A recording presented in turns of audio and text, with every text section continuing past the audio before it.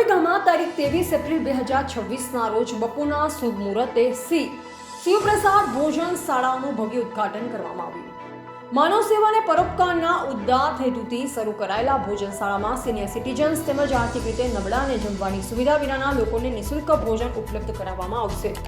આ સેવા કરીના પ્રેરક અને સંચાલક શ્રી અશોક મનહરપુરી ગોસ્વામી તથા તેમના પરિવાર દ્વારા માનવતાના ઉત્તમ ઉદાહરણરૂપ આ કાર્ય બદલ હાર્દિક અભિનંદન વ્યક્ત કરવામાં આવે છે।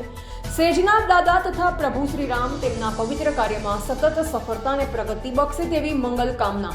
ભોજનશાળામાં લાભ લેવા ઈચ્છુક વ્યક્તિઓએ ઓછામાં ઓછા 24 કલાક અગાઉ જાણ કરવી વિનંતી, જેથી વ્યવસ્થા સુચારુ રીતે જાળવી શકાય। અંતમાં ખારોઈ ગામના સર્વે ગ્રામજનો અને સહયોગોના આ પ્રસંગને સફળ અને યાદગાર બનાવવામાં આપેલ સહકાર માટે હૃદયપૂર્વક આભાર વ્યક્ત કરવામાં આવે છે। Reporter N Vishwakarma, MD news, Kutch.